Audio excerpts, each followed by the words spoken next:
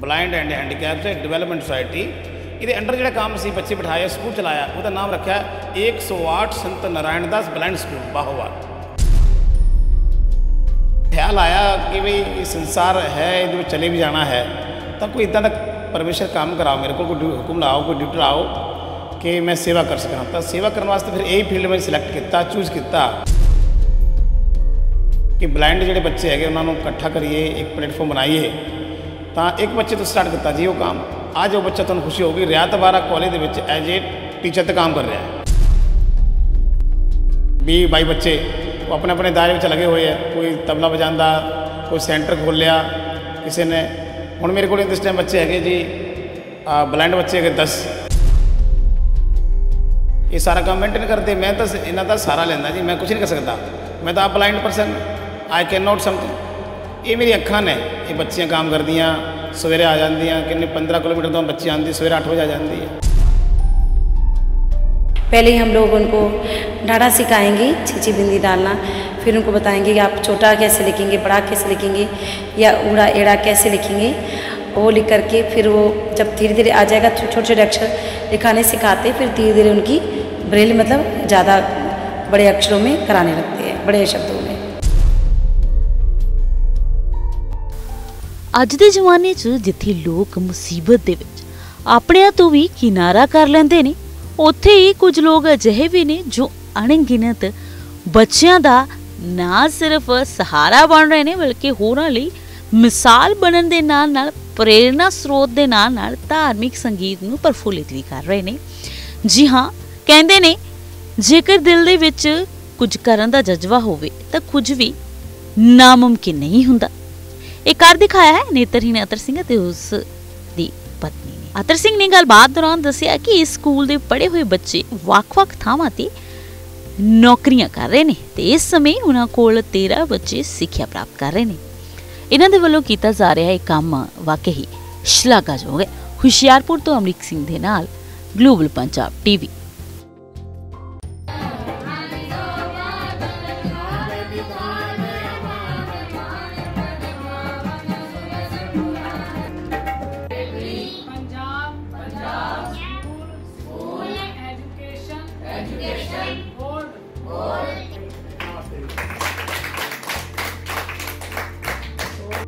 नाम जी अतर सिंह है। मैं आप जी का सारिਆਂ ਦਾ ਧੰਨਵਾਦੀ ਹਾਂ जी। खास करके मेरे सहयोगी भाई साहब जी चंचल वर्मा जी एक लंबे समय तो मेरे नाल जुड़े हुए हैं। अज 20 साल हो गए और कदे भी कोई संस्था की कोई प्रॉब्लम आई है, कोई फाइनैशियली भी ये साडी सहायता कराते रहते। और मेरे बच्चों के नाल मेरे स्टाफ और मेरी जीवन संगनी मालती देवी मादरी प्रिंसीपल, ये संस्था जी आप चलाई है 18 नवंबर 2003 ਨੂੰ। और मैं सरकारी मुलाजम MA की हुई है। जो मेरा पैर ऐसे इतने मालपुर के टेकिया सी पहली बार 2000 के दिसंबर के मेरी सर्विस लगी इतने मालपुर के कमेटी घर के मैं जॉब करता।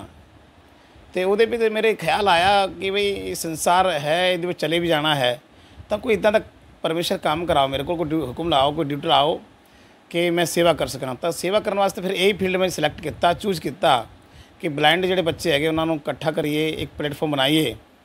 ਤਾਂ ਇੱਕ ਬੱਚੇ ਤੋਂ ਸਟਾਰਟ ਕੀਤਾ ਜੀ ਉਹ ਕੰਮ। ਅੱਜ ਉਹ ਬੱਚਾ ਤੁਹਾਨੂੰ ਖੁਸ਼ੀ ਹੋਊਗੀ ਰਿਆਤ ਬਾਰਾ ਕਾਲਜ ਦੇ ਵਿੱਚ ਐਜ ਏ ਟੀਚਰ ਤੇ ਕੰਮ ਕਰ ਰਿਹਾ ਹੈ। He is blind person mister Ranjit Singh from Agra. ਉਹ ਮੁੰਡਾ ਅੱਜ ਕੱਲ੍ਹ ਰਿਆਤ ਬਾਰਾ ਕਾਲਜ ਦੇ ਵਿੱਚ ਸੇਵਾ ਕਰ ਰਿਹਾ ਹੈ। ਆਮ ਬੱਚਿਆਂ ਨੂੰ ਪੜ੍ਹਾਉਂਦਾ ਜੀ, ਤਬਲਾ ਵਜਾ ਸਿਖਾ ਰਿਹਾ ਅੱਜ ਕੱਲ੍ਹ। और मेरे को बच्चे जोड़े पढ़ के निकल गए, BA कर जाते हैं, 10वीं कर जाते, BA 12वीं जो भी कर जाते हैं। कुछ बच्चे निकल गए हैं, 20-22 बच्चे वो अपने अपने दायरे में लगे हुए हैं। कोई तबला बजाता, कोई सेंटर खोल लिया किसी ने। हुण मेरे को इस टाइम बच्चे है जी बलाइंड बच्चे है 10 और ये 2 बच्चे साढ़े BA कर रहे हैं। खालसा कॉलेज खालसा कॉलेज का बड़ा सहयोग, बहुत सहयोग उन्होंने भी है। और एक अंकुर स्कूल तो असीं फार्म भरांदे 10वीं क्लास के 3 बच्चे इस टाइम 10th क्लास करेंगे नैक्सट सैशन के। सो अच्छे मार्क्स आते इन्होंने, बड़े अच्छे मार्क्स 84% नंबर। जो बच्चा हुण पास हो गया थोड़ी देर पहला मिस्टर गुरजोत, वो 84% नंबर लैके आया 10वीं क्लास के। सो ये साडी संस्था का छोटा जिहा ब्रीफली तुहानूं दस रहा। कि मेरे मिसिज जी मालती देवी जी ये सारा देखते हैं। मैं जॉब चला जाता सवेरे 9 बजे, शाम को आंदा 3 बजे। तो उदों तक ये बच्ची रीतू है टीचर इत्थे, ये बच्ची कमलेश है, ये बच्ची सिमरन है, mister Yogesh Kumar he is manager of the society. ये सारा काम मेंटेन करते। मैं तो इन्हों का सारा लेंदा जी, मैं कुछ नहीं कर सकता। मैं तो आप blind person, I can not something. ये मेरी अखां ने, ये बच्चियाँ काम करदियाँ, सवेरे आ जांदियाँ, किन्ने 15 किलोमीटर तो बच्ची आती, सवेरे 8 बजे आ जाती है, शाम को 5 साढ़े 5 जांदियाँ। तो इन्हों का रोल बहुत अहम रोल है संस्था के विच। और पब्लिक जी है सब का भैन जी दुआबा पारोवाल स्कूल तो इस संस्था को 20,000 रुपये देंगे ने, मंथली सेवा दे रहे। हम तुम पूछो चल कितना रहा संस्था, चल कितना रही है। वो बड़े बड़े जोड़े श्रद्धालु व्यक्ति जोड़े जुड़े हुए है, भैन जी रोज जी, उन्होंने बड़ा मैं धन्यवादी हैं कि वो संस्था को लंबे समय तो सेवा कर रहे हैं इन्होंने बच्चों की सेवा, क्योंकि कोई बच्चा फ्री सेवा नहीं कर पाएगा। साढ़े सर है रियातवारा कॉलेज तो चेयरमैन साहब ji Shri Gurinder Singh ji, he is also giving 25,000 per month for society. सो ये मोटा खर्चा तो मेरे यही है, संस्था खर्चा भी है ना जी, 60-70 हज़ार रुपये साडा खर्चा होंदा, तो वो खर्चा 45,000 तो साडा इदा ही जाता जी। मैन खर्चा साडा, मेरी टेंशन मुक्त है, मैं टेंशन मुक्त हो जाता। फिर इदा मेरी जी जॉब हैगी है, कोई घाटा रहिंदा, फिर मैं अपनी जॉब तो पेमेंट तो पैसे कटा के क्या कुछ लेना है। अव्वल तो पब्लिक जी हैगी बहुत जागरूक है, और पब्लिक को सब पता है। डॉक्टर राज जी साडे MLA साहब, साडे खन्ना साहब जी, MP साहब जो साबका MP जी अविनाश खन्ना जी, उन्होंने भाई साहब के नाम अश्वनी खन्ना जी, ये सारे लोग जुड़े हुए, साढ़े एक चेन बनी हुई है, साढ़ा ट्रस्ट बनाया हुआ है। वो ट्रस्ट के मैं प्रेजिडेंट बनाया इन्होंने मैनू, तो एक साढ़े हैप्पी नागरा जी है कोटला तो, वो साढ़े चेयरमैन ने। उसके बाद साढ़े अश्वनी खन्ना जी जेजों वाले, वो वाइस चेयरमैन ने। साढ़े परमिंदर जी गोपालियां पिंड तो, ये साढ़े वाइस प्रेजिडेंट ने। डॉक्टर जसवंत बड़ा मशहूर साढ़े है मालपुर विच, वो जनरल सैकटरी ने। तो ये दीपक सलूजा जी, विकास सलूजा जी हुशियारपुर तो, ये साढ़े है जी जॉइंट सैकटरी।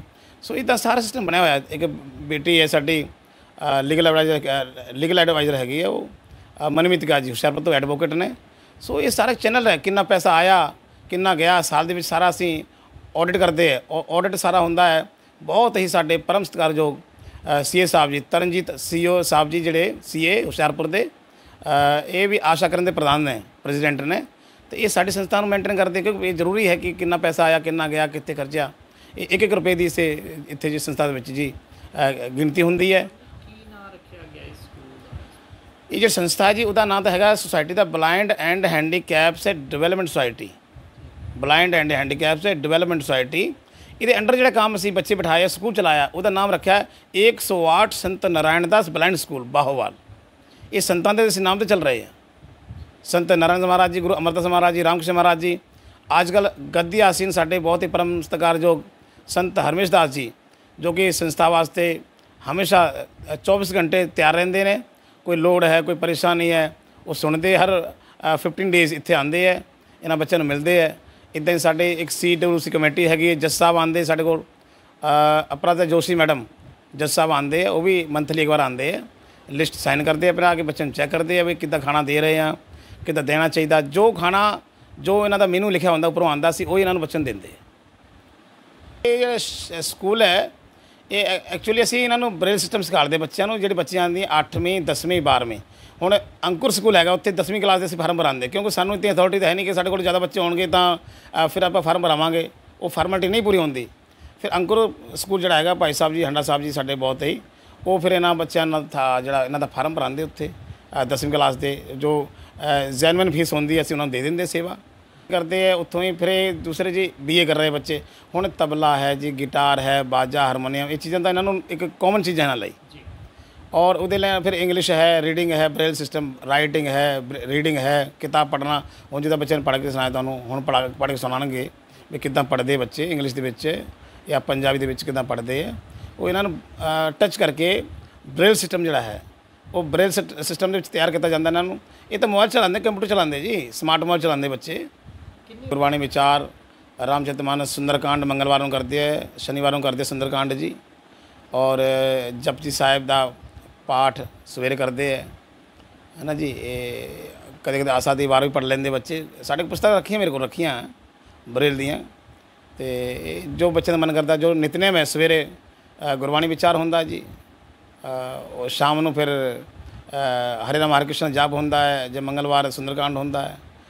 ਉਹਦੇ ਬਾਅਦ फिर 1:30 ਤੋਂ 2 ਵਜੇ तक ਅਸੀਂ हरे राम हरे कृष्ण जाप ਹੁੰਦਾ है। उपरांत बच्चे भोजन प्राप्त करते हैं। Malti principal blind and handicapped society से। तो बच्चे मेरे पास 13 हैं, उनको सारी एजुकेशन दी जाती है, हिंदी इंग्लिश सारी, और ग्रेजुएशन बाहर से करते हैं बच्चे। बाकी 10th 12th भी बाहर से होती है, कि सारी एजुकेशन हम लोग देते हैं कि इनको हिंदी पंजाबी सब चीज़ में ये लोग परफेक्ट हैं। संगीत में तो आपने सुन ही लिया है, तो सबसे ज़्यादा संगीत में ज़्यादा अच्छे हैं, परफेक्ट हैं। कितना टाइम हो गया स्कूल चलते हुए ये? हाँ जी, ये 2003 से चल रहा है।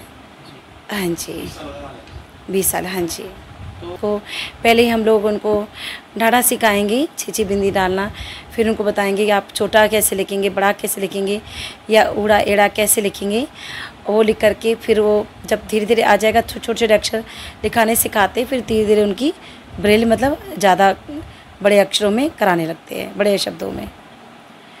सिस्टम फिर मजबूत हो जाता है, फिर तभी इंग्लिश भी उसी में चलते, मतलब जैसे छोटा बड़ा कराते हैं, इसी में ABCD। जब हिंदी आ जाएगी, हिंदी के अल्फ़ाबेट आ जाएंगी, तो उसके बाद वो इंग्लिश की भी वो कर लेंगे, लिख लेते हैं फिर।